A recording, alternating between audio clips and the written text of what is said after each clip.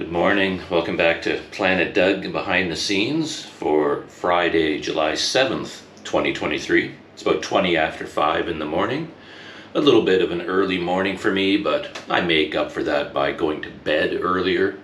And last night I got some really solid chunks of deep sleep. I can really feel it. It's like when you wake up out of that sleep, your whole body is almost aching, like you had a battleship resting on top of you and just crushing you. It's like you went into such a deep sleep, but it's just so refreshing. There's nothing like it. Yeah. Haven't used my voice yet today, so it's still a little bit gravelly, of course. Got my first cup of coffee going. Yeah, I'm going to fire up my laptop. I haven't even done that yet. A funny thing about this laptop and Wi-Fi in general, I've been talking a lot about technology the last few days, thinking about it a lot. And one thing I kept thinking I should mention, which I find quite amusing, is that for this laptop to connect to the Wi-Fi at this hotel, it has to be positioned exactly here. If I move the laptop 6 inches or 7 inches in that direction, it loses connection.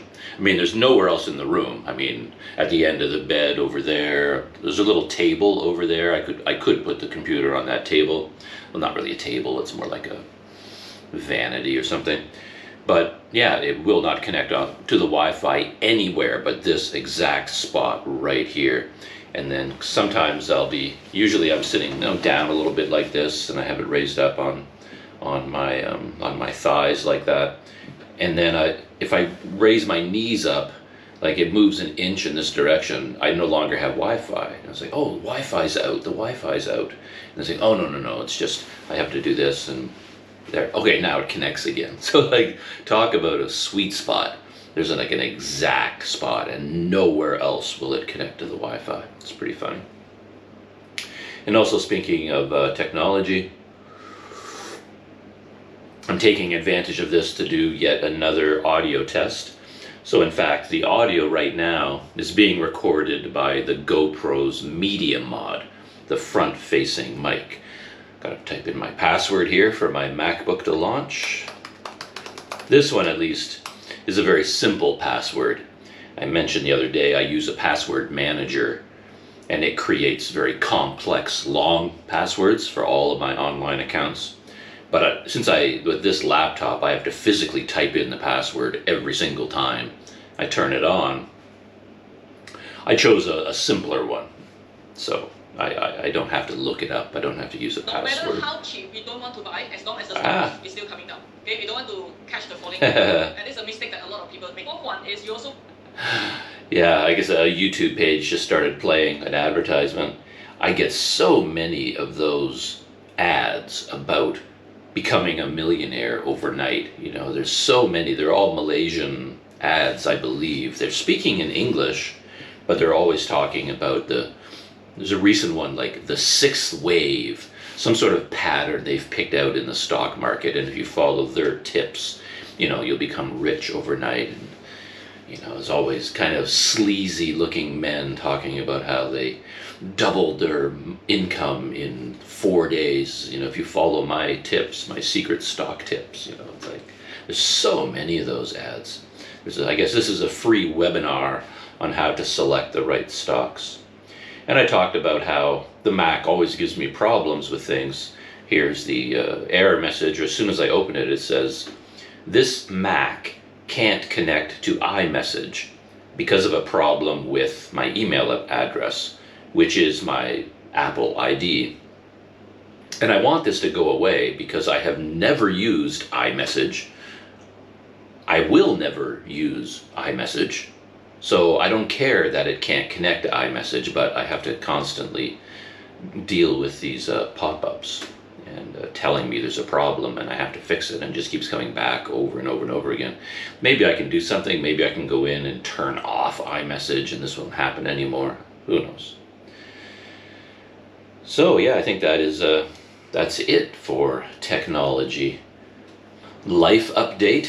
Nothing huge to talk about. I didn't do very much yesterday. I don't think I left the hotel the entire day. It was a weird day. I had a lot to do on the laptop and other things here in my room, so I cleaned my room, gave it a cleaning, and yeah, I just stayed in the entire day. There was a moment I was going to go out. There was a splitter cable from Rode where I can use this splitter cable to connect two microphones at the same time and have it feed into the same signal. And it's not a terribly expensive cable, so I thought, I'll pick one of these up. It might come in handy. So I was going to do that in the afternoon, but then two things happened. One, the power went out at about 3 o'clock. Around 3 o'clock, I think the power went out. And it's always it doesn't happen frequently, but it does happen from time to time. And it's a scary thing because the fuse box is right up above me there. There's some sort of a breaker in there. And when the power goes out, I mean, it bangs like a gunshot going off. So it's like bang! And then the room goes dark. And these power outages don't last very long as a rule, but yesterday's lasted over 3 hours. 3.5 hours, I think, in total.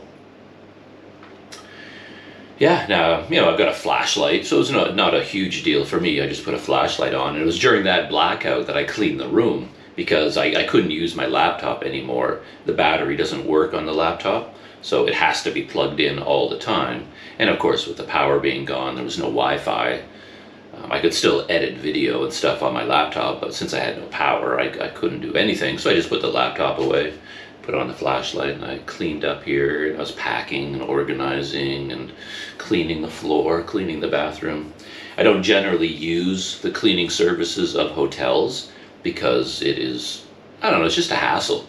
I have so much gear that they can't clean my room unless I clean it for them first. I mean, I have to strip everything. I have to put everything away as if I'm checking out because I have so much electronics and so much stuff.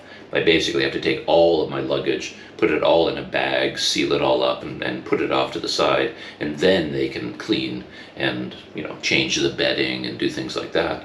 So it's actually a lot of work for me to pre-pack up and prepare the room so that they can come in and clean it. It's just not worth it to me. What I prefer to do is I'll just ask them, because I do want new sheets and new towels, and I'll just say, could I get a new set? And then I'll strip the bed myself and I give them the old one. And I do find in this hotel, for whatever reason, the soap they use, like they mop the floor, but they put a huge amount I think they put a large amount of soap in the bucket, like in the water, and then they don't rinse. So they just come in with this soapy water, mop, and then leave it to dry. And then when you come in, if it's still damp, the floor is deadly slippery. Whoosh, every piece of the floor in the bathroom and out here has got a soapy film on it. So you have to be quite careful. But it also has a powerful smell, like a chemical. So a couple of times where I have asked them, I prepared the room for them and said, okay, I'll be gone all morning. You can come in and clean the room. They'll do it, and I come in, and there's this chemical smell in the air that just burns my nostrils, burns my eyes, and it takes a day for it to go away. And I can smell it out in the hallway all the time. So I prefer it if they don't clean the room. I just get down on my hands and knees and wipe it down myself, and I clean the bathroom. I got the hose and scrub it. I bought scrubbers. I always end up doing that when I stay in a hotel for a length of time. I end up buying my own, toilet bowl scrubber, my own scrubbers, and my own soap for the different things. And yeah, I just clean places myself. I enjoy doing it, so it's no big deal. And then I figured, since the power, I was doing all of this in the dark, and then since the power was still out, I thought, this is a good time to go down to Loyat Plaza and try to find this splitter cable that I was talking about. It's the Rode SC11 splitter cable. Although I don't understand the name, because it isn't really a splitter cable.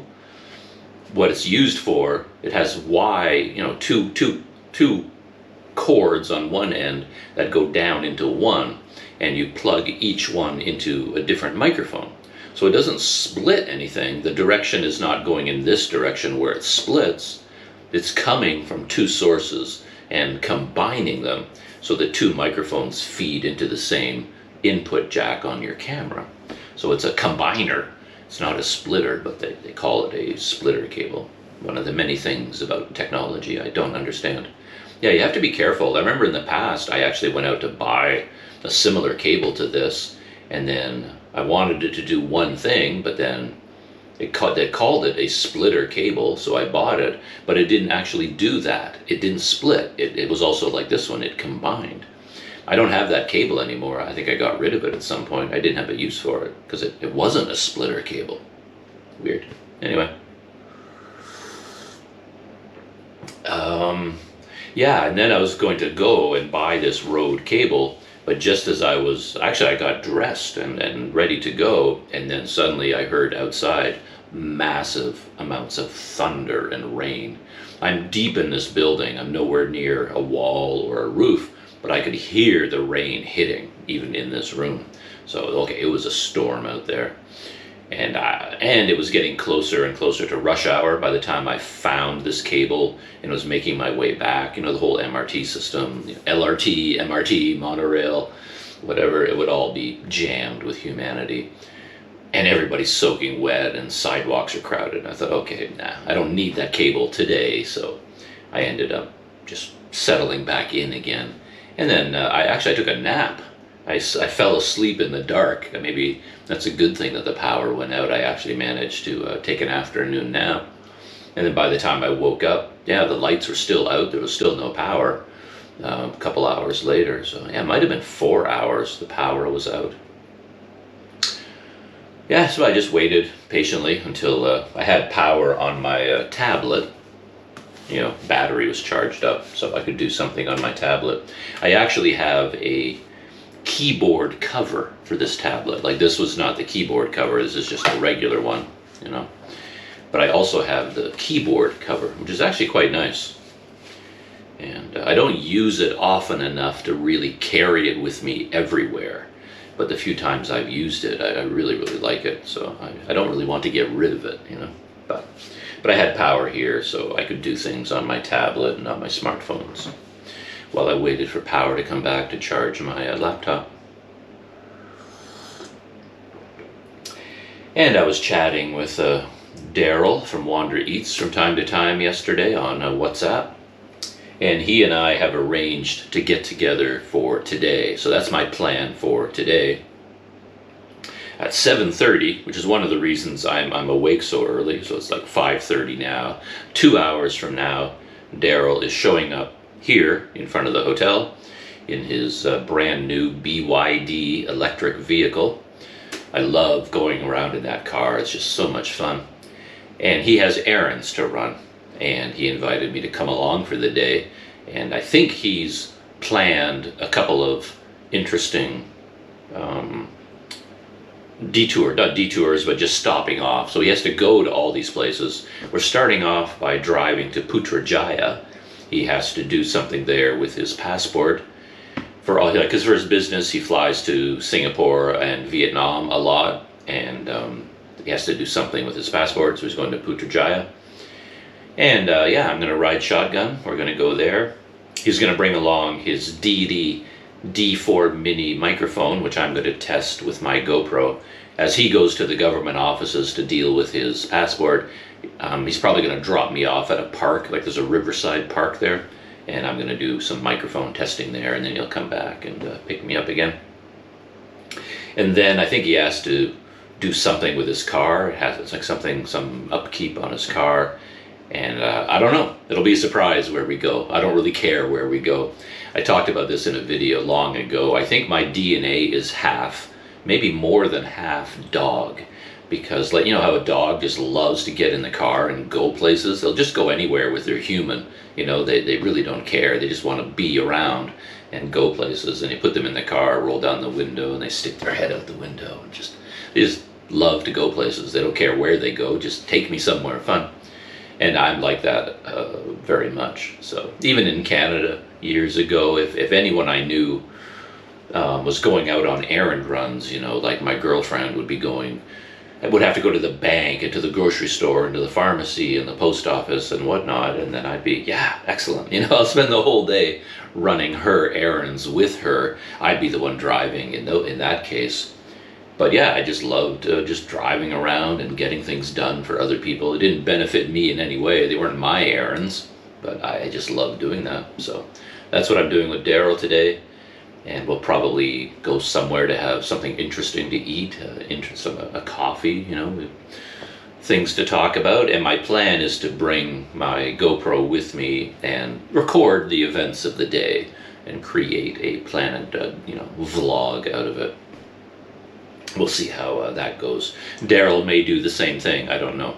But he's going to be busier than I am, so he may or may not have his cameras running. If he does, we'll have dueling GoPro versus Action 3 going on today again. I stopped recording there because I realized I hadn't adjusted the exposure on the GoPro because it's too dark inside here. So I like to boost the exposure, using exposure compensation. So I raised it by 1.5, so it's much, much brighter now than it was. It's quite a dark room. And because I was shutting down the GoPro, I now switched over to the Rode Wireless Go, which you can see here. So yeah, I kind of listened to the audio from the media mod right now. I checked the video file, and just I wanted to hear what it sounded like inside a room like this, with the camera is like even beyond my, it's not like right here, so the audio would probably be a bit thin with the media mod because it's quite far away, but it is a shotgun mic designed to pick up the voice of a person. So anyway, I think overall, just listening to that audio on the GoPro speakers, it sounds usable. You could get away with it if that's all you had, but I want to see what the Rode sounds like, compared to that. So this is now the Rode. That was the GoPro Media Mod. This is the Rode. Yeah, in terms of thoughts on my mind this morning, the very first things I find myself thinking about has all to do with YouTube again. YouTube travel vloggers and YouTube channels.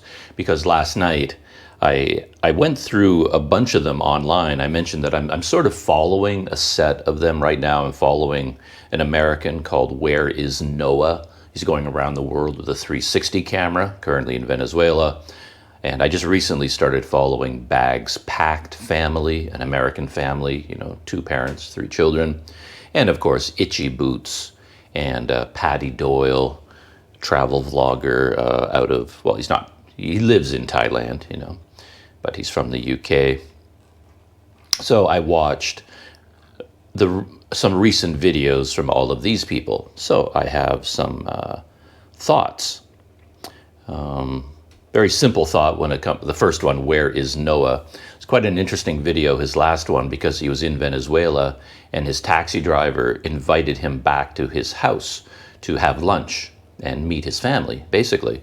So Where Is Noah? He has one of those giant ball 360 cameras, like a high-tech one, 8K, very powerful, I guess. And he has it on a big tripod that raises it, quite high in the air.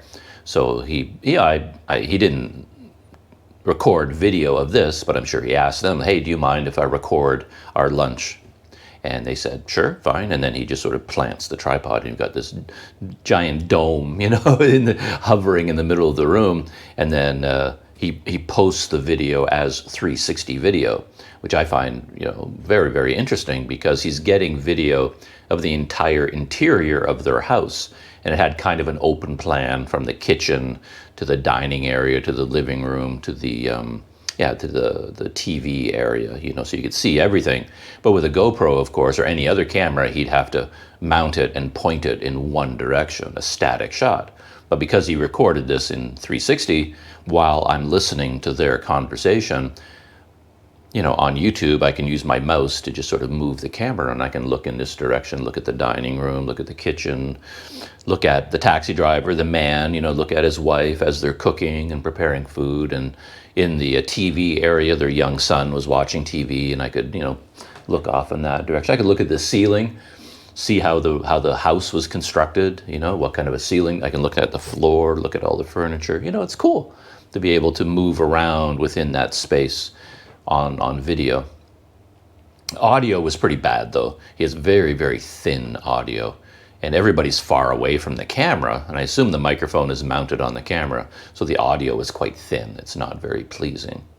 Also, I didn't realize this until the end. I mean, they were all speaking in Spanish. He speaks Spanish, Noah. And they were having a conversation, and I believe they were talking about, you know, the current economic and political situation in Venezuela, which, of course, as everyone knows, is pretty bad. And I thought it'd be a very interesting conversation. I was kind of disappointed that, I mean, I speak, you know, I know a few words in Spanish, but I couldn't follow what they were saying for the most part. But then I realized he did, captions are available. So I turned on captions, and then you get a complete, you know, subtitles. I think they're generated automatically, and they translate from Spanish to English, or maybe he translated it himself, but I don't think so, because the punctuation wasn't there. When it does automatic translation, it doesn't include punctuation usually. And if the captions have full punctuations and capital letters, that usually means the YouTuber sat down and did it themselves. Actually, Daryl sent me a link the other day to a company which offers AI-powered transcription. And it said it was for podcasts. Like if you do a podcast, like this whole thing that I'm talking and recording, and I could send the audio file to them online, and their AI would, you know, transcribe the whole thing. And there's been technology that can do that for a long time, but I'm wondering whether this AI is just a gimmick, or whether, you know, this AI power is real for this company, and it does a far more sophisticated job than the technology that came before. I don't know. But yeah. So anyway, I went back and rewatched the whole video, but with captions now turned on, and I got to listen to them talk. And yeah, whew, what a story in Venezuela, these people. You know, he mentioned because of the problems in Venezuela, you know, they would lose. I had a blackout for 3 hours, 4 hours, and it totally disrupted my whole life. And I still had water. Didn't have hot water, but I had cold water. These people, they went for 5 days straight with no electricity at all and no water. And that was for the entire country. Like the entire country had no electricity and no water, you know, for 5 days straight. And can you imagine living in that kind of situation? And they talked about just how much the father, the taxi driver, he has to work just to make a small amount of money to, you know, keep his family fed and clothed. Yeah, like putting in 20-hour shifts, just driving through the night to make like $100 a week, you know, $5,000 a year to support his whole family. And even that's not, but that may not have been the taxi driver saying that. I think Noah was speaking to like a security guard or someone else at a bus station later on or something. So anyway, nobody's making a huge amount of money if you're a taxi driver and that sort of thing. So they have to work a lot to support their family. So I found it an interesting video. I also finished the video from the Bags Packed family. This was the video where they took the luxury bus from Malacca to KL, and then using points, like miles and points on their credit cards, they used those for 2 or 3 nights at the Grand Hyatt Hotel in KL. It's right on, you know, the park, KLCC Park, opposite the Petronas Towers. And they had a suite, like almost half of the floor on a very, very high floor, you know, luxury suite, you know, but nothing, solid walls of windows looking out over KLCC Park and the KL skyline and Petronas Towers. Amazing, you know, luxury place. And in the video, they, you know, dive into all the fun things in this room, and they found out that all the food laid on the table was complimentary, all kinds of fruit and snacks and a bottle of wine and all kinds of things. The fridge was a, you know, mini bar fully stocked with all kinds of snacks and drinks. And As I said yesterday, every 5 minutes there was a knock on the door, and another set of 2 or 3 hotel staff would come trooping in with things for them, wonderful bathrobes for everybody, small ones for the kids, big ones for the adults, like big, white, terry, like thick cotton bathrobes and slippers and soaps and shampoos and moisturizers. And yeah, I mean, incredible service. And then they're having these meals, really amazing meals there. And then they went down to the pool, checked out the exercise room, and the pool looked really nice to me. I'm not a big pool person, especially if you have just a square cement tub and everybody sits around the edges of it and you can dive in. But the Grand Hyatt's pool is a whole different thing. It's like a garden. They have different areas and then rounded circular areas with sort of islands in the middle and pathways separating them all with lush greenery all around. So in fact, it's like being in a set of lagoons, It looked really, really nice. And they could come down from their room in their beautiful cotton bathrobes and, just walk. They don't have to, like I said, they don't have to walk through the lobby in their, bathing suit for everyone to stare at them. They could come down from their room wearing these huge bathrobes and I guess there's a back door that leads out to the pool area. It looked very private, very secluded, and yeah, really amazing. But what I was thinking about was the 2 things, the whole experience from the point of view of the children and the relationship between father in particular and the kids. And of course, contrasting it with the experience of my own life. And before I dive into this, I want to make it clear, I'm not talking about my own childhood as being lacking in any way, because they were just very, very different. I had a wonderful childhood and everything was great about it, but it was so, my growing up was so radically different from how these kids are growing up. It just, it's got the wheels turning in my head. One being just the experiences. I mean, even staying at the Grand Hyatt for them is not a new thing. They've been traveling all around the world, many, many different countries, eating a variety of foods in all the night markets, a whole bunch of different countries, staying in hotels all the time. I mean, well, of course, I grew up in a small town in Canada, and that's it, right? My mother cooked all our meals, and she made traditional meat and potato and vegetable meals with the occasional treat for the kids. She might make spaghetti, but it would be spaghetti with, meatballs and tomato sauce out of a can kind of thing, And a big night out for us was always either McDonald's or pizza. And those were big nights, to go out for pizza. I mean, that was the height of, big living for us. And as far as fruit goes, my mother was a very good mother. She was, she took care of us, and we had apples and bananas. And occasionally for dinner, we might have a dessert, a fruit cocktail, those cans of fruit cocktail with the sweet syrup.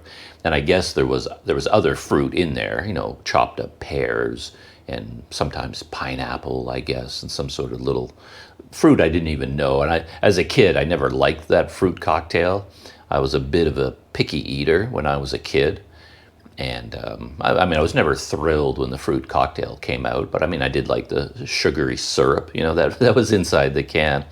But that was how I grew up. In my hometown, it's not like you're going to find a Thai restaurant or, we didn't have Thai food or Indian food. There was, all towns in Canada have a Chinese restaurant, but of course it would be Chinese food to suit a Canadian culture, Canadian palate. So I'm sure everyone will tell me, well, that's not real Chinese food, but we never went there anyway, so I wouldn't know one way or the other. But these kids, my gosh, they're so brave. I've seen people leave comments in the videos about these kids. They're pretty amazing kids, where their parents are taking them out to night markets, and as adults, of course, they want to try everything, and the kids are like right there with them. Oh, I'll try some of that. Oh, look at that, look at that. And they're just eating everything in the market. And there they are in the Grand Hyatt, and they've got all this complimentary fruit and snacks. And for me, that Canadian kid that I used to be, that spread would have been terrifying.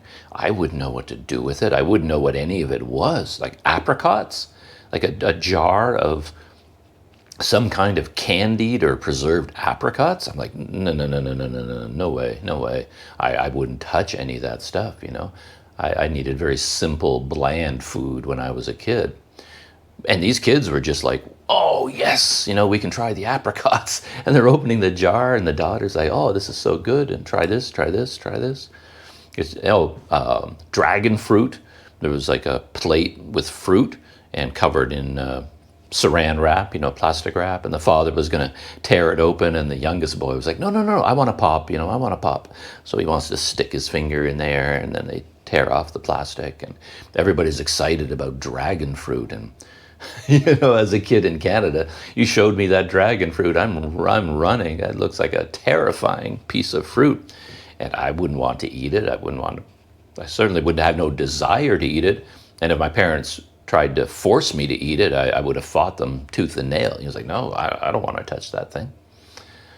So yeah, very different experience. And staying in hotels, taking buses, crossing international borders, going on a flight. I mean, with my family growing up, I mean, we never went on a flight. I never got on an airplane. Of course, it was a different time back then. I'm talking about the 60s and the 70s. Flights were, you know, the province of the rich for the most part. Normal people couldn't afford to fly. And nowadays, almost every, you know, that's the slogan of Air Asia. You know, now everyone can fly.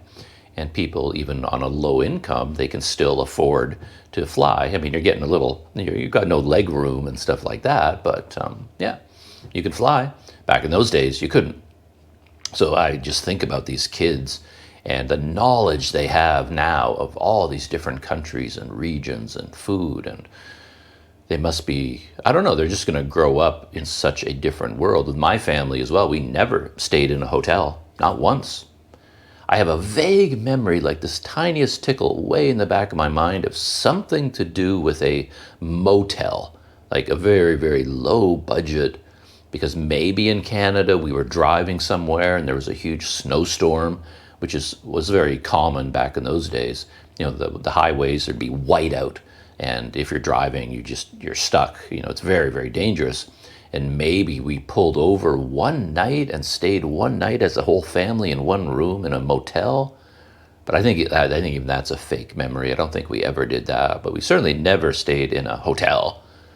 You know, even myself, when I left home and went to university and living my own life, you know, student living, you don't have money, and I never stayed in hotels. That was a complete mysterious world to me. But these kids have lived their whole lives this way, and, you know, staying at the Grand Hyatt. So I find that really interesting, and that got me thinking about my own childhood and the different ways that we were living, because my childhood perhaps was more educational in a different way. These kids are growing up as masters of the world, but I was master of the outdoors, because my lifestyle was closer to like Tom Sawyer, you know, Huckleberry Finn. That was kind of my lifestyle growing. That's how kids lived back in the 60s and 70s. And we were doing things that would horrify the modern world. Makes me laugh now to think about it. Nobody worried about it back then. We all had pocket knives, for example. You know, every boy had a knife. We walked around with knives in it. If you didn't have a pocket knife, I mean, you didn't fit in. You had to have a knife. And we did so many crazy things with those knives. And I loved knife throwing. You know, we'd spend hours in the backyard, full view of our mother. You know, she's in the kitchen cooking or doing the dishes, and she can look out the window and see us in the backyard. And my friends and I and my brothers were out there. We're all there with our knives, and we got the tree, or we set up a target, you know, and we're throwing knives and trying to get them to spin exactly the right number of times so the blade sticks in. And you throw them at trees, of course, and you got that rough bark, and the tree trunk is rounded, so if you don't hit it straight on, it hits the edge, and then that knife just like whoosh, ricochets off in all directions. I don't remember anyone ever getting stuck with a knife or cutting themselves. We never my entire childhood, never had an accident. But man, we were throwing those knives all the time, playing games in the dirt, you know, where we were throwing knives into the ground, and you have to get your blade to stick in the ground between the feet of your friend, and they move their feet closer and closer, and the space gets smaller and smaller until your knife hits their feet, you know. But they're wearing shoes, and the knife blade would bounce off. And I remember, yeah, we had bows and arrows, you know. A good friend of mine had like a hunting bow, and for fun, you know, we'd get together Saturday, get on our bikes, we're riding around looking for things to do. Oh, what do you want to do? Oh, let's get your bow and arrow. And we would just get his bow and arrow and ride down to the school, you know, the elementary school, big open playground. And then we would park our bikes and get out his, you know, bow and arrow. And this is like a real, I mean, it wasn't a kid's toy. This arrow would kill you. I mean, it'll go through your neck, it'll go through your heart. I mean, it's a real thing. And we're just there in the school playground, you know, just shooting this, and we would shoot it, you know, try to get it as high in the air as we could, and then we like shoot it up in the air, and then we lose sight of it. We don't know where that thing's coming down, and that thing would just fly hundreds of yards and, you know, hit. But of course, there was no one else in the playground, in the schoolyard at the time. We weren't doing this with kids running around. We were the only kids there, but still, you try to do that today, like go to a schoolyard and get out your hunting bow, you know, start shooting arrows into the air, shooting trees and things.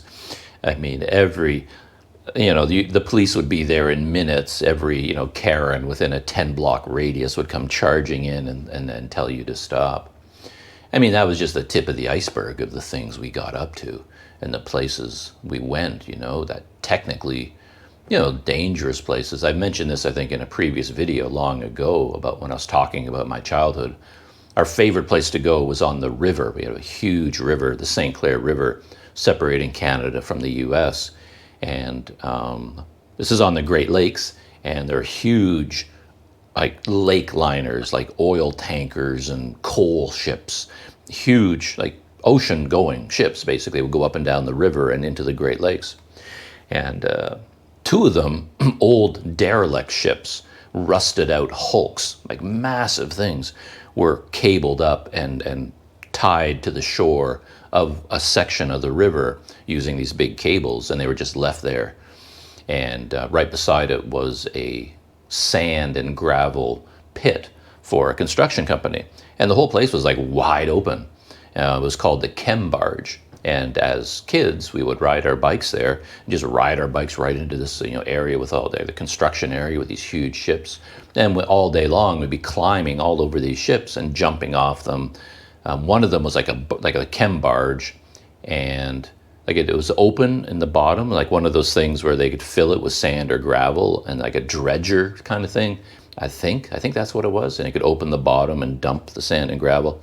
So it had a wide, flat top. And then we could climb up there using the ropes and the cables, and then we could run across the flat top and just hurl ourselves over the edge into the water. The other ship was more of a traditional ship with much higher. And for us as kids, jumping off the prow of that ship, you know, where if the Titanic movie existed, we could stand there and do the King of the World thing.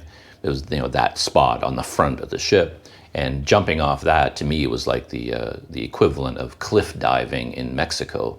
It, you know, felt that high to me. And of course, everything was rusted and dangerous. And the ship had kind of been sealed up a little bit, all the doors and things. They put big metal plates and welded them in. But bigger kids would come at night to drink there and get in and have trouble.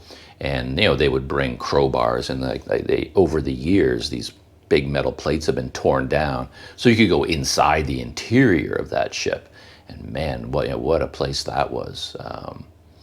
What Stephen King could do with that area, you know, a horror story of all the horrible things that happened inside. You know, you go exploring in there. So all that's kind of what we did, and there were like vast open fields with like water, like wetlands, and we'd spend the day out there, again on our bikes, with big bottles, catching crayfish and snakes and whatever else we could catch, and, you know, garter snakes, and we bring them home and keep them as pets for a while. And the things that we would build and do, again, were so, my friends had BB guns, like pellet guns. We'd be shooting those. Slingshots, we made our own, like, really powerful slingshots out of whatever rubber we could find, and we'd make slingshots. And I remember, I don't think we built this. I don't think we knew how, but some neighbor kids knew how to do this. And they would get a bunch of tubes. Maybe they were like tennis balls. When you buy tennis balls, you get 4 or 5 of them in a container, and they would cut out the bottoms and put them together with tape and make like a bazooka. And you put a tennis ball way in the bottom and you cut a hole there, and they would fill it with some kind of explosive gas. I can't remember what the propellant was. It may have been just lighters, you just, like, you don't light it, you just let the gas out, and they would fill through the hole, fill it as much as they could with this gas, and then you light a match to the hole, and, boom, and the fireball, the tennis ball would just blast out of the end of this bazooka, go flying down the streets. And yeah, that's how we lived. And we're doing this right in the middle of our neighborhood. All the houses were all around us. All the parents were looking out the window, watching their kids, and we're out there, building our own bazookas and fire, and they were fine. All the kids are fine. They're having fun outside. So, and then our trips, these kids, their life is overseas, going to night markets in KL and all these, crazy places. Our trips were camping trips. My father got 2 weeks off every summer. Yeah, I think about my dad now. When you're a kid, you don't really think about your parents that much. They just do what they do, and you just accept it. But now when I think of him as an actual human being, I do wonder what he thought about that, because he worked all year, and every year he got 2 weeks off. And those 2 weeks were devoted to taking the family on a road trip with a car and a tent trailer. And we would go northern Ontario and stay in campgrounds. Everyone has seen that. If you haven't done it yourself, you've seen it in movies or TV shows. You have these, Canada has a lot of open space, and we have a lot of national parks and campgrounds, much cheaper than, at least back in those days, much cheaper than a hotel. So that's what we did. It's what we could afford. And then I wasn't part of the planning, of course, but I assume my mother and father planned each year where we're going to go, up to Tobermory and then here, and which campgrounds we're going to stay at. And you drive up with your car and unhook the tent trailer and put it up. And we had a dining tent. We put that up, and we would go camping for 2 weeks. And that was my father's only holiday for the whole year. Maybe it's a day off around Christmas, of course. But yeah, he devoted his 2 weeks a year to these, camping trips for the kids, right? So yeah, it's an amazing thing for him to do when you think of him as a person. And but as a kid, of course, we never really appreciated it, really. But again, that was our lives, and so different from the lives of modern children. So that's the one thing I thought about when I watched their video. But the other one I mentioned was the relationship between father and children. Again, I'm not saying one is better or worse. I'm just noting the difference, because back in the 60s, 70s, 80s, whatever, it was a very different time. A little bit of the children are seen but not heard, that kind of thing. And this family, no bags packed, the father is talking to his children all the time. It's like he's their best friend. He's one of their friends. And he just, they're always having conversations and talking about everything. And he's asking them, and it's partially for the video too. They take the luxury bus, and then he'll ask his kids, he's got the camera aimed at them. So, I think Cedar is the girl's name. They have some interesting names. The oldest boy, I think, is Granite. I think his daughter is Cedar, and then the youngest is Forest, I think. But anyway, so he's talking to his kids, and, hey, Granite, what did you think of the bus? And, oh, that was cool, And then in the evening, in the Grand Hyatt, they fired up the big widescreen TV, and it has YouTube access, and they all sit down as a family, and they're watching YouTube videos. And one of the kids was like Forrest, the youngest, was all excited because they're going to watch Dude Perfect videos, And that's his favorite YouTube channel, Dude Perfect. And they're all watching that together, and they have all these common interests. And of course, me as a kid with my father, no, you didn't have friend-to-friend conversations. My father wasn't asking me what I thought about anything.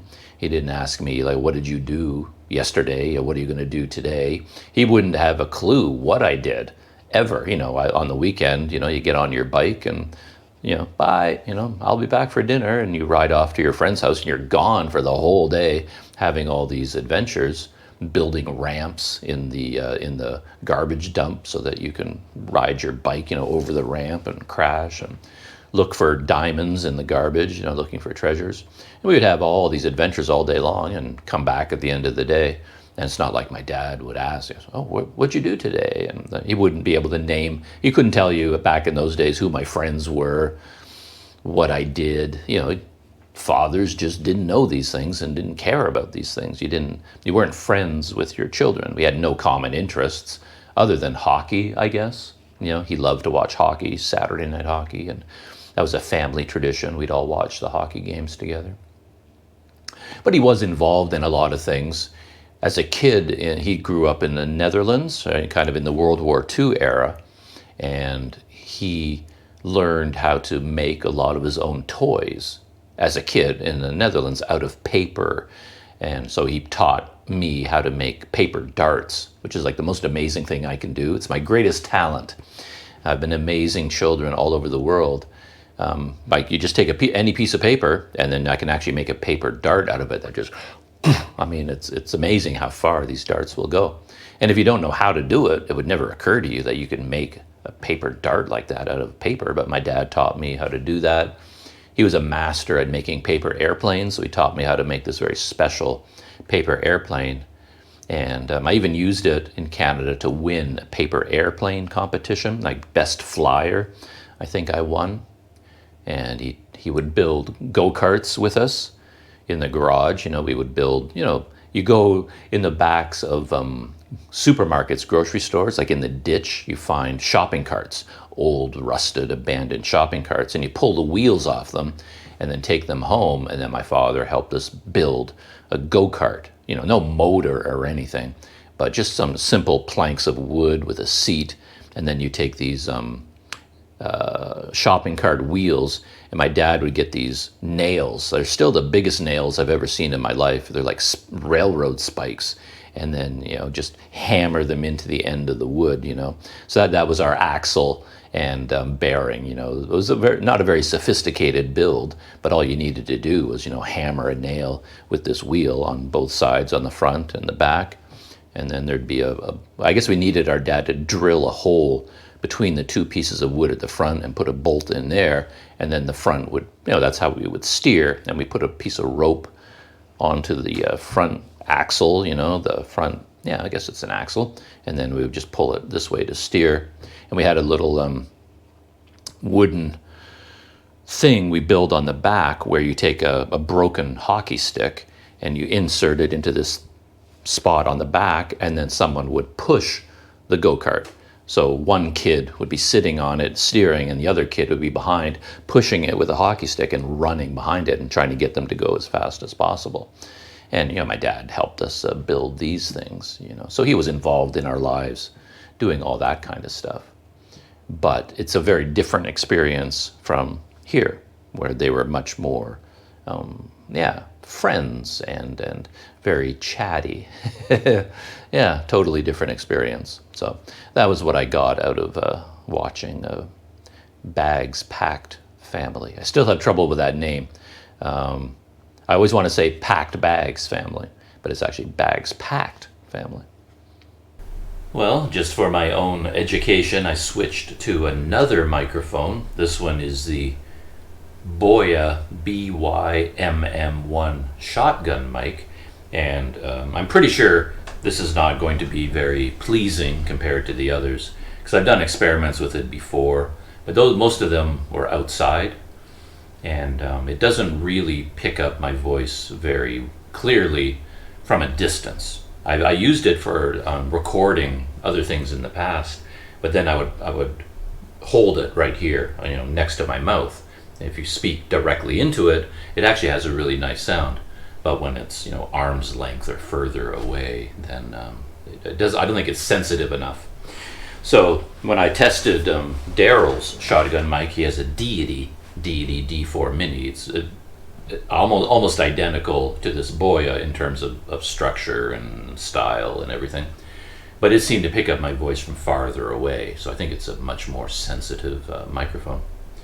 So I'm going to experiment with Daryl's Deity D4 Mini today. But just for now, I thought I'd record a few minutes with this Boya. If I had a longer cable, I could put it here and speak into it. But I don't have a cable long enough to reach this far. Yeah, YouTube Roundup. I also watched the latest video from Itchy Boots. And in this video, she was still in Sierra Leone. I say Sierra Leone, but she ended up saying Sierra Leone. Sierra Leone. Maybe that's how the local people pronounce it. But anyway, I'll just say Sierra Leone, because that's what I've grown up with. So she's still in Sierra Leone, and then she rode her motorbike to the border with Liberia, and then is crossing into Liberia. And one thing I noticed, in her previous Sierra Leone video, I was talking about how the men that she met in villages when she stopped to ask for directions or at gas stations seemed very unfriendly, almost ominous, even threatening, just blank. And it was just I watched the video and it just kind of weirded me out, the tone of it. I thought, wow, this feels like a very dangerous kind of place. These men are not being very friendly. But I'm happy to say in this video, a completely different scene. She was at a gas station filling up. She's got 2 tanks for her motorcycle, and she pulled up at this motorcycle, and it was filled with local men and their motorcycles, and she was like a rock star. Everybody surrounded her, and they're just laughing and joking, and they want to know everything about her motorbike. They're asking her questions. Where is she from?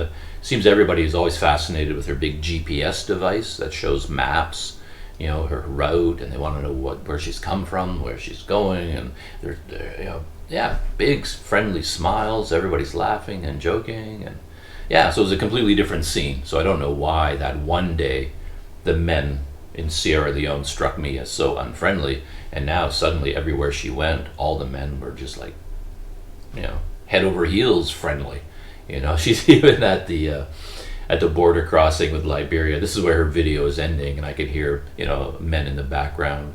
They do this quite often, I think, in various countries, shouting, I love you, I love you. You can hear that coming in the background. But so that was a very different experience. Interestingly, though, there was from a YouTuber video maker point of view, like doing a travel log.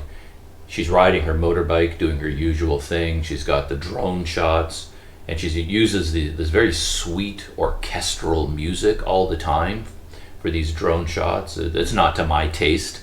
I've never liked that music in her videos for some reason.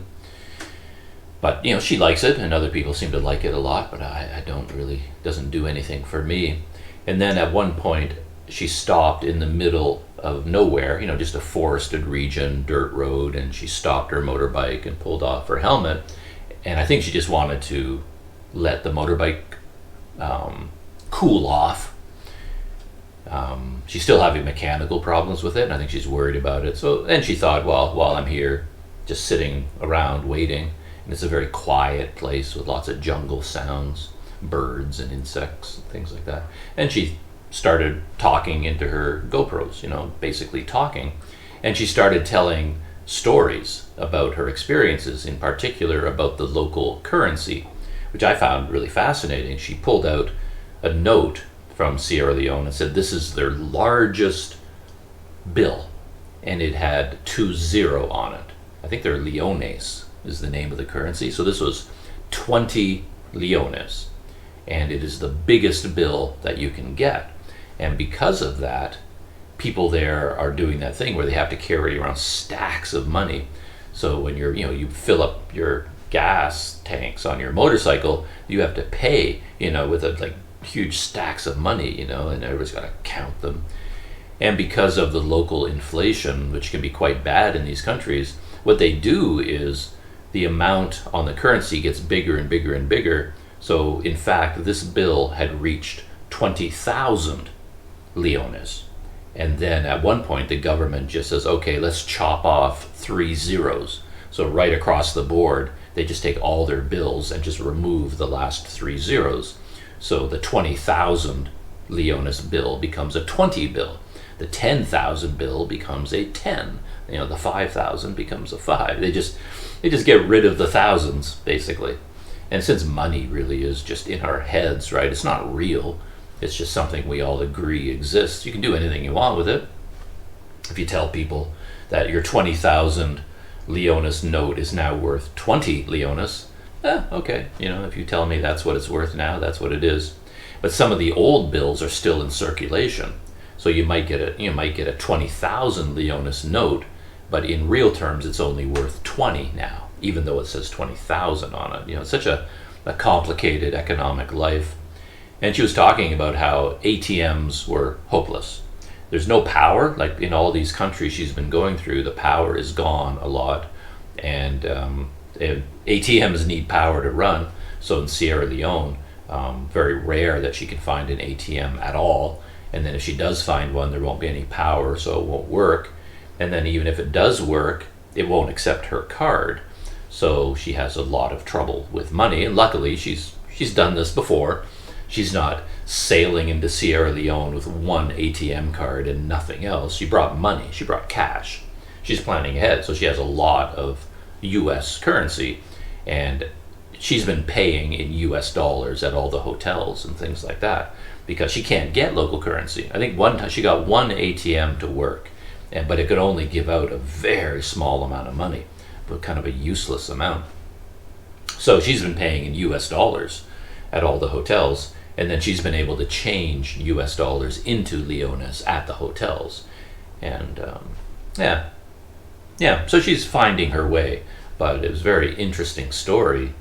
And I reflected that was by far my favorite part of the video. I enjoyed the motorcycle, the gas station craziness, all the other men on motorcycles gathering around her, that interaction. I really enjoyed that.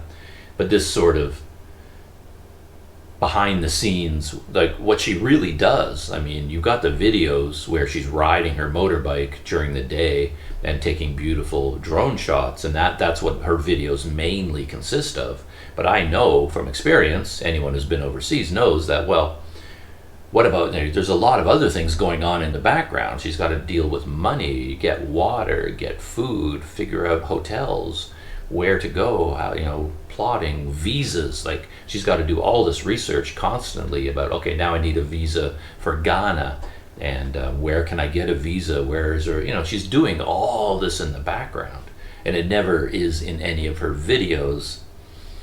And for me, my personal interest is that's the stuff I'm interested in. I would love to get a, actual video of her doing all these things rather than the scenic drone shots, which don't interest me that much. But that's a personal interest of mine, I guess. But yeah, I really enjoyed that little section where she was telling some of the stories of her struggles with the local currency. Yeah, I quite enjoyed that. And that kind of ties in with my next YouTube experience.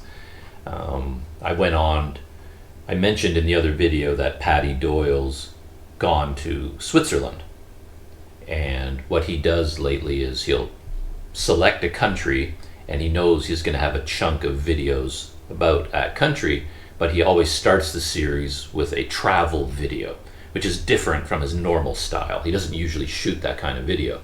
So he has a travel video about, getting to Switzerland, like getting to the airport and getting on the plane and arriving, typical travel vlog going through an airport. So he did that for Switzerland. And I wanted to watch that video, so I watched it yesterday, and it was, I have a ton of thoughts about it. I liked it.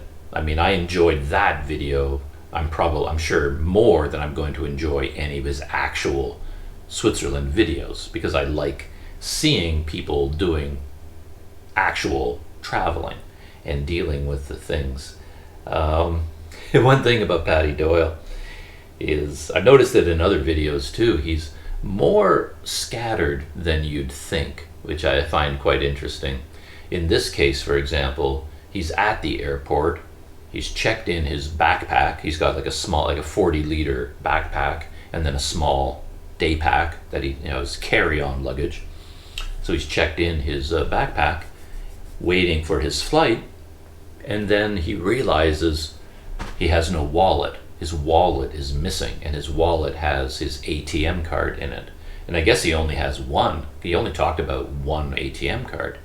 So here he is setting off on a 25-hour trip from Bangkok to Switzerland, and he has no money. He has no, currency to get him. He can't buy anything, and he has no ATM card. And he's thinking, like, where is my wallet? And he was hoping it was in his backpack. Like, he packed it in his backpack. He said he had a vague memory of maybe putting it in the top pocket of his backpack, and then he forgot about it, and then he checked it, and it's now in the bowels of the Airbus 380 that he was flying in. And that just kind of, blew my mind. I don't know how you do that, because I'm very meticulous normally when it comes to details, and I couldn't imagine losing track of my ATM card. I mean, I wouldn't have it in my wallet to begin with. There's no way my ATM card is in my wallet. That's just asking to lose it. I have it in my money belt and with my passport. Well, actually, I have it separate from my passport. I have it in two different places because, if you lose your passport, you need money in order to get a new passport and to travel to the capital city. So basically, I have this system where, I have my passport here, I've got my ATM card here, I've got my local currency here, and then I have, of course, a few $100 in US cash, like Itchy Boots, as my emergency money here, and I have like $100 bills. I used to have a fair number of these $100 bills, and they have to be clean and crisp and in perfect condition. You can't fold them, because then they won't accept them. If it has a fold or a crease in them, they have to be perfectly flat, can't be wrinkled, can't have writing on them.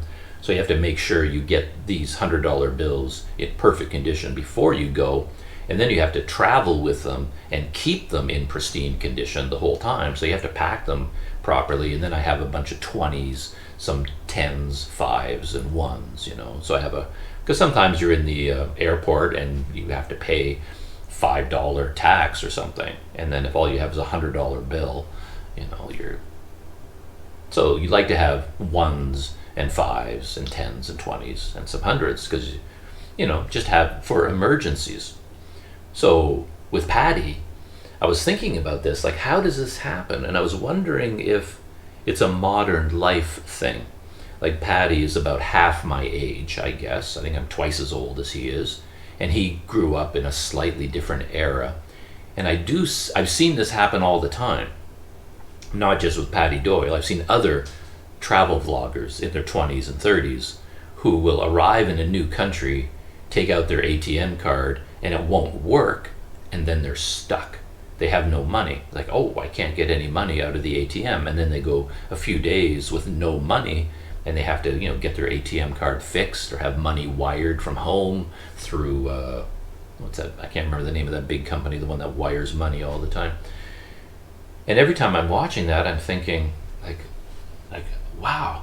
It's like these people have grown up in a world where there are so many solutions to problems and kind of safety nets, where everything is so easy. You don't really have to think as much, I don't think, where you just fly into a country and you go up to these magic machines in the wall and they give you money. And you just get so used to that you just sort of, that's how it is. When I land, I'll get money. And I think a certain amount of complacency or a feeling of security has just built into their lives. Because when I was doing these sorts of things in the past, of course, there were no ATMs and nothing like that. You're traveling with traveler's checks, so you have to go to a bank, and it's a bit more of an involved process. You cash your traveler's checks and get local currency in return. But of course, you always brought cash. I mean, it would be unthinkable to go on a trip without cash. You have to have cash. And it amazes me when someone like Patty Doyle or all the other travel vloggers, they run into trouble, their ATM card won't work, or in Patty Doyle's case, he didn't know where his wallet was, and then he kept his wallet in his ATM card in his wallet, and he just didn't know where it was. You know, it kind of blows my mind. And then he had no money, like I guess he didn't have any Thai baht either, because he could have changed Thai baht in the airport, right, to local currency. But I guess he didn't bring any Thai baht, he didn't bring any US dollars, he didn't bring any euros even, like nothing at all. And I thought, okay. You know, so again, I was wondering why that is, whereas it would never even occur to me to have my ATM card in my wallet, let alone fly to Switzerland or fly anywhere without cash. You know, I'm going to have some cash just in case, you know, emergencies. So yeah, I found that quite interesting. And I guess I will spoil his video. If you don't want to know what happens in his video, stop listening. But when he landed in the city in Switzerland, forget the name, did he land in Zurich? I can't remember where he landed.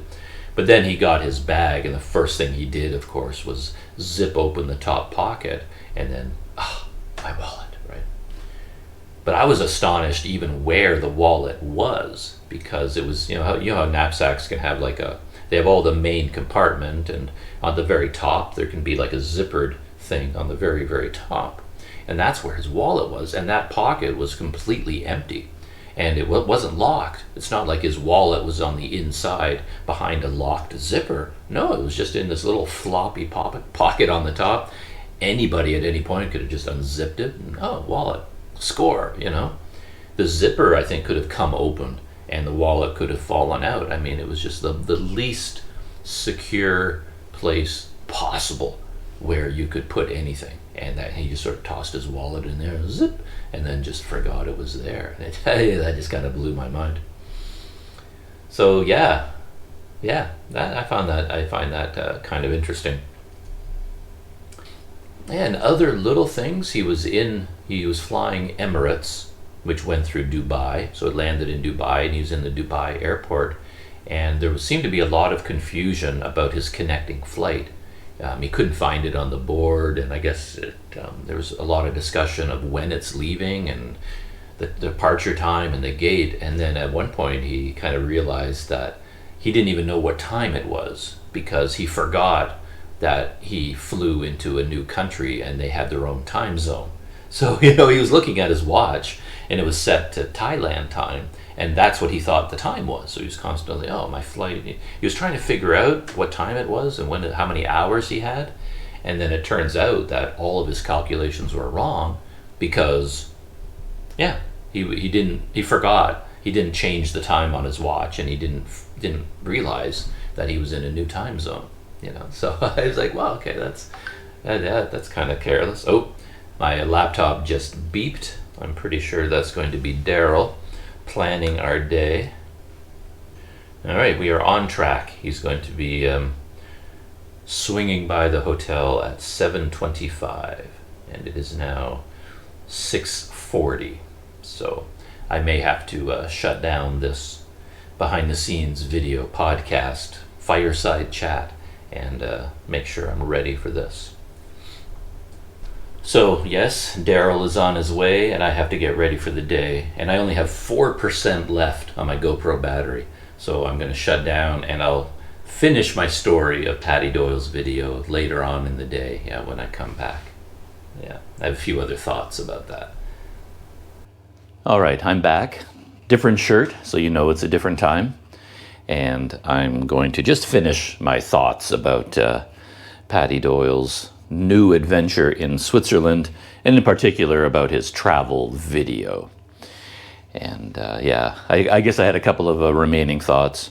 Like when I'm looking at one of these YouTube channels, what I'm doing is sort of looking at it more as a travel experience, which is why I like the behind the scenes things, such as his travel video. It's all like behind the scenes, actually physically getting there, as opposed to a video showing, you know, the Swiss Alps and all the beauty and all that stuff about Switzerland. I kind of like to hear the actual details of the story. You know, how do you get to Switzerland, and do you need a visa, and how do you change money? And, you know, just, I like to go along with the person on the actual journey itself rather than just get the highlights of how amazing the destination is. So that's kind of how I approach all travel vlogs, all YouTube videos. I gravitate towards the ones that are kind of nitty gritty and about the logistics and day-to-day trials and tribulations. And when I first saw Paddy Doyle's video thumbnail, I thought, I had certain thoughts about it, because this is the title of the video. It says, "An awful travel day. Asia to Europe via Emirates Airlines." And then in the thumbnail, you know, 24-hour travel day. And the photo is of Paddy Doyle looking incredibly stressed out, you know, just like, oh, you know, like, you know, everything's gone wrong. And the video is called, in capital letters, "An Awful Travel Day." I watched the whole video, and my feeling about it is, I mean, as I was watching the video, I kept asking myself, what's so awful about this? You know, I was halfway through the video and nothing bad had happened yet. And I kept waiting and waiting and waiting for all these awful things to kick in. And a few things did go wrong, but at no point did I ever get the impression that there was anything awful about this trip. To be honest, it seemed kind of wonderful, because all these airports he was going through, you know, the Bangkok airport, modern, clean, wonderful airport, from my experience, and then the airport in Dubai. I mean, it's like futuristic, huge, everything you could imagine there. So comfortable. Everything is amazing there as far as I could tell. And then on the planes themselves, I mean, the seats looked amazing, comfortable, big seats. He was traveling on an Airbus A380, I think. And then maybe his next one, I think maybe it was a Boeing 777. You know, these are the big boys of the fleets. And the first meal he got flying from Bangkok to Dubai, it looked like a basic airline meal. But I have a bit of a pet peeve about people joking about how horrible airline food is. I grew up with that. Like back in the days, I wasn't flying anywhere, but if you ever, every stand-up comedian ever would joke about airline food. It was just a standard thing in the zeitgeist, in the culture, that airline food is horrible. And yet, when I started flying, you know, I'm not a frequent flyer by any means, but, you know, the flights I've taken, I thought the meals were amazing. I'm sitting in this comfortable chair, you know, flying whatever, 700 miles an hour through the sky, and a friendly person comes to my chair and drops off a meal, you know, with a main course and a dessert and sides and a drink, and I can get coffee. I'm like, I am in heaven. And I'm like, oh, this is amazing. And the food I got on airlines, to be frank, was better than any food I made for myself when if I had an apartment where I could cook, things like that. I thought airline food was amazing. But then when Paddy got his first meal, he was doing like voiceover narration. He wasn't speaking live. So he was doing like narration afterwards. As he was editing the video, he added narration. And he was talking about that first meal. I was like, yeah, to be honest, this first meal wasn't very good. You know, he didn't like it. It was chicken curry and rice and things. And I was looking at that meal, and I think I was hungry at the time as I was watching the video. And my reaction was, oh man, that looks amazing. I wish I had that meal right now. And then he was sort of dissing it, like, I didn't like this meal, you know. And I was thinking, man. So maybe that's what was awful about his trip. He didn't like the meal, you know. So I was reacting that way. But then when he flew from Dubai to Switzerland, then I could tell the meal was a step up. it was a much fancier, more gourmet style meal with a glass of wine. And I think even somehow he got 2 bottles of South African cream liqueur, 2 of them, and then he had a big cup of ice and he's pouring that over the ice and he's enjoying that. I don't know how he got that, because I think you'd have to pay for that. And he still didn't have any money because his ATM card, he didn't know where it was. He still didn't know where his wallet was. But somehow he got that fancy drink, amazing meal. So again, I was still wondering when the awful things would kick in. And I guess he didn't know where his wallet was. And he didn't have his ATM card. So he couldn't get currency. And I mean, that's an awful thing. But I mean, it was his own mistake, of course, that led to that.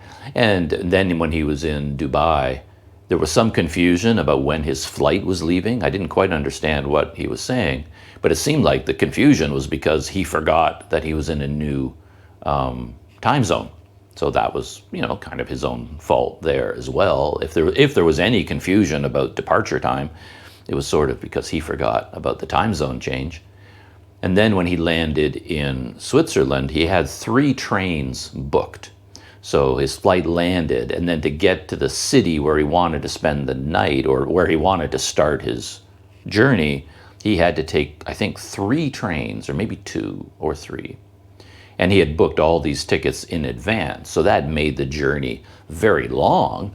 He started in Bangkok, flew to Dubai, Dubai to Switzerland, and I think it was nighttime when he arrived. And then he still had an overnight journey involving 3 trains to finally get to a hotel. And again, I was thinking, okay, that's not great. You're going to be tired, but you chose to do that, right? Flights kill me. I get so tired. I'm exhausted. There's no way I'm landing anywhere and then embarking on a big journey. When I land somewhere, I'm spending the night in a hotel wherever I've landed. I'll spend 2 days just to recover from the travails of going through airports, just so I can rest up and then get on to the next place. But I'm very much a wimp. But I mean, yeah, he could say 25-hour journey or 24-hour journey is kind of awful. But again, it was a choice he made. And then when he did land in Switzerland, it was after 9 o'clock at night, and he couldn't get a SIM card because the SIM card counter, I guess the one he wanted to get, was closed. So he couldn't get a SIM card. And then his first train wasn't running. It was canceled. I guess there had been a problem in Switzerland. I think somebody jumped onto the tracks and they shut down the whole system to deal with this problem. So instead of taking a train as he planned, he had to get on a bus that they organized for him. And then he took the bus to the next stage, and then he got on a train, and that train was like a night train, I guess. And it was completely empty and gorgeous and spacious. I mean, it was so nice that even Patty turned to another passenger and asked him, like, did I accidentally buy a first-class ticket? I mean, this is so luxurious. And the guy said, no, this is just ordinary. This is just how Switzerland is, right? So every single stage to me seemed like it was a much nicer flight than I've ever taken, Nothing ever goes that smoothly for me. And yet he called it, an awful travel day. So I guess the only conclusion I can come to is that he's trying to make the video attractive to viewers. And of course, if his video title is, my flight from Bangkok to Switzerland, that's not as exciting as an awful travel day. So basically clickbait, right? And I guess that's par for the course. That's expected on YouTube, to put clickbait into your title and into your thumbnail. But yeah, I watched the whole video and I was waiting for the awful things to happen, and nothing bad happened as far as I could tell. Looked like a pretty amazing trip to me. And even when he was in between trains, I think he got to one train station, he had an hour or so to kill, or maybe it was an hour or so before his bus left. And he just went outside and found a bar, and he's in there, very lively place, and he's, putting back beer. Patty Doyle likes to drink, so he's putting back a few beers, and I don't know, it all looked pretty amazing to me. I've never had a flight that nice, thing. It's my own fault too. I tend to make things as difficult as possible. I don't know how I do it, but everything I do, I tend to make it more difficult than it needs to be, and that extends to flights. And then I usually can't sleep the night before a flight, so I start the journey exhausted, and I go through the whole thing just in a daze, and I just can't wait to arrive and get to a hotel because I'm so tired. I'm exhausted at the beginning of the journey, and I don't do well with exhaustion when I'm tired. So most of my flights, they're so stressful. I have trouble with them. So as far as Patty's video goes, that's pretty much it. I was scanning the comments, and there were a lot of typical comments that you would expect. The fact that Patty packed his wallet by accident in his checked bag. I knew people in the comments were going to give him a hard time about that. And there were quite a few negative comments as you scroll through. And I found one in particular that kind of echoed how I was feeling overall. So this guy said, "Looks perfect to me. Flights on time, lovely seats, entertainment on board, meals look decent. Did I miss something for it to be awful?" So that's kind of how I reacted to the video as well. I mean, I enjoyed the video. I'm not saying it was a bad video, but I was sort of waiting for the awfulness to kick in. And it was interesting, again, from social media point of view, YouTube commenters, to see the range of reactions, because my overall response would be positive. It's like, "Hey, Patty, enjoyed the video." And then other people have different expectations, and they would say, this was like there were some comments saying this is the most boring, low energy vlog I've ever seen, because he was just going through an airport and narrating his experiences step by step by step. And I find that interesting. It makes me connect to Patty as a human being. So I want to see that side of his journey. But other people, they might see, travel vlog. They want to see high energy excitement and beautiful scenery, and if that's their expectation, then this video would be disappointing to them. So you get all kinds of a large variety of responses, to a video like this. So I think that's it for this video journal for today. That is the end of my thoughts. So shutting down now, and I'll see you in the next video.